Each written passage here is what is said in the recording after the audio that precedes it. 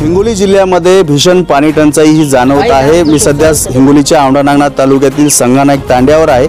आपण पाहू शकतो की टँकरच्या सहाय्याने या ठिकाणी पाणी पुरवठा केला जातोय आणि आंघोळीसाठी एका वेळच्या आंघोळीसाठी सकाळच्या जे आहे ते बाजूवर आंघोळ करावी लागते। बाजेच्या खाली आपण बघू शकतो की टोपली ठेवलेत आणि त्या आंघोळ केलेल्या पाण्याचा निचरा जो आहे तो त्या टोपल्यामध्ये पडतो आणि तेच पाणी पुन्हा जनावरांना पाजण्यासाठी येथील लोक वापरत आहेत। हिंगोली जिल्ह्यातलं हे भीषण वास्तव मी तुम्हाला दाखवत आहे आणि आपण बघू शकतो की एका वेळेच्या आंघोळीसाठी येथील नागरिकांना जे आहे ते एवढा मोठा पाण्यासाठी त्रास सहन करावा लागतोय। आपण पाहू शकतो की सदरील व्यक्ती जे आहेत ते आंघोळ करत आहेत आणि बाजूवर आंघोळ करत आहेत आणि बाजेच्या खाली दोन टोपली ठेवलेली आहेत। त्या टोपलीमध्ये आंघोळ केलेल्या पाण्याचा निचरा होऊन त्या टोपलीमध्ये जमा होतो आणि तेच जे पाणी जे आहे ते पुन्हा वापरण्यात येतं। अशी ही हिंगोली जिल्ह्यात भीषण पाणी टंचाई आपल्याला भर उन्हाळ्यामध्ये पाहायला मिळते।